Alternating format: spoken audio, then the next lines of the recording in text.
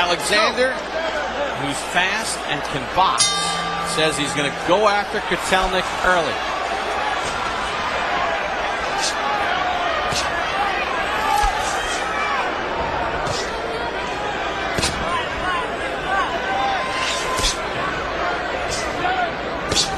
One of the things that the Kotelnik camp said, from the Khan fight, they've got to be busier. They really need to use their jab.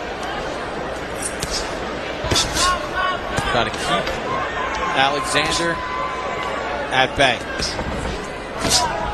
See the noticeable difference in hand speed as they exchange jabs. Yet Kotelnik got a little jab through there on his timing. He has good timing.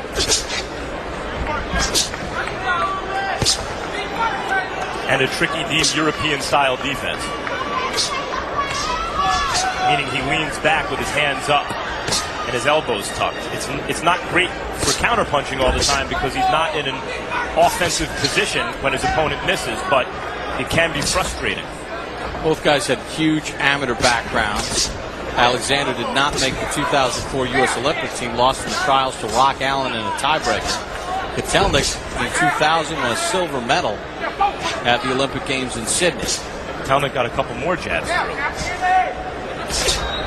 The talk out of Alexander's camp was he's going to come forward and punch holes in or create holes in Kotelnik's defense by looping hooks around Kotelnik's tight guard with his elbows in to the body and then come upstairs. But so far Alexander hasn't exactly pressured Kotelnik the way was discussed before the fight.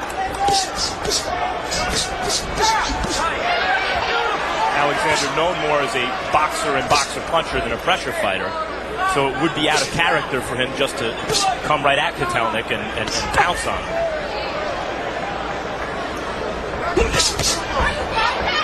Time Alexander started the exchange with a left hand to the body.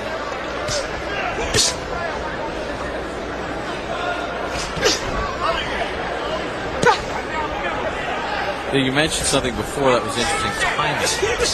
You know, even though Alexander is the faster of the two, Kotelnik has had, you know, some instances here where he has timed his jab properly and stuck it in the face of Alexander.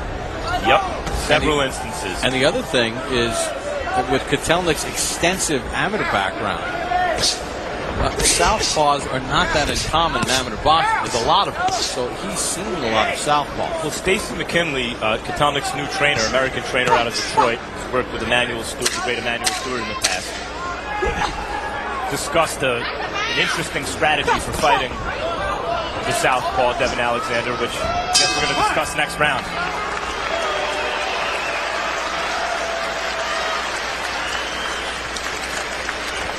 Right.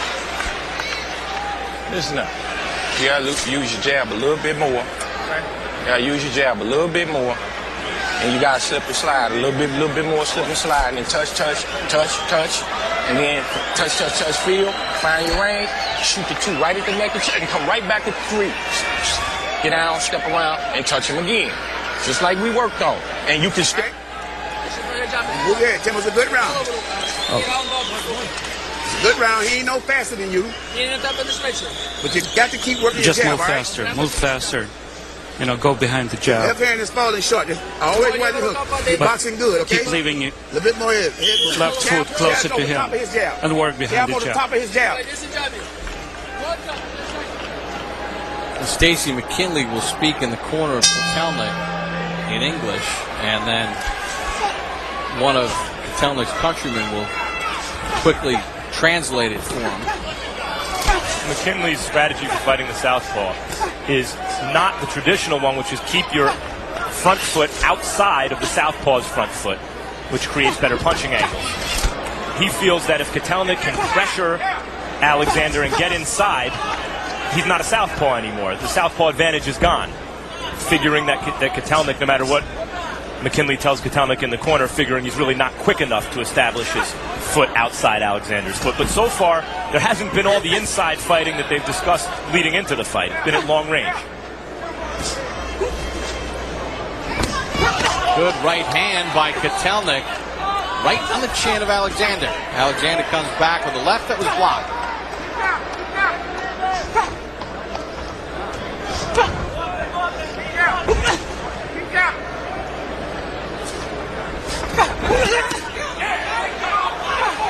Alexander finished that combination with a right hook to the body.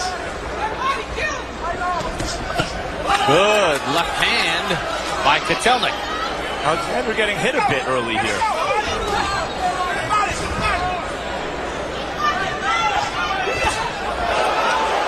Left hand by Alexander. Kotelnik acknowledges it. This is the first time Kotelnik is fighting in the U.S. Because of how highly everyone thinks of Alexander in the boxing community, he was an enormous favorite coming into this fight, something like a 9-1 favorite, but which is a pretty wide margin considering Kotelnik's resume, and Kotelnik showing why maybe those odds were too long. Although Alexander has found the range with a straight left hand a couple times this round.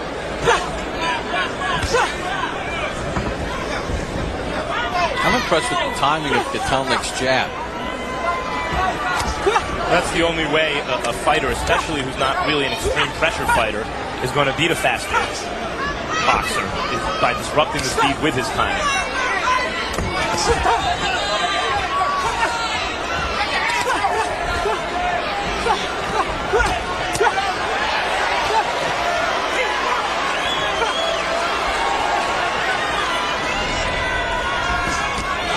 Kotelnik steps in with a right hand off the jab.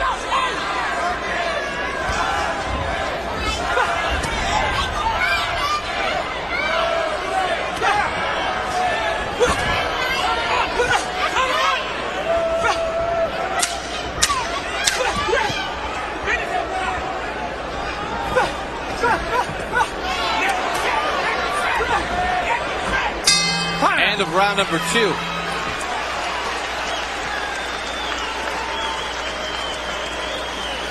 August 11th, tune into Hard Knocks training camp with the New York Jets. Each Wednesday night, join Mark Sanchez, Rex Ryan, and a whole cast of characters for your all-access pass to how an NFL team prepares for the season.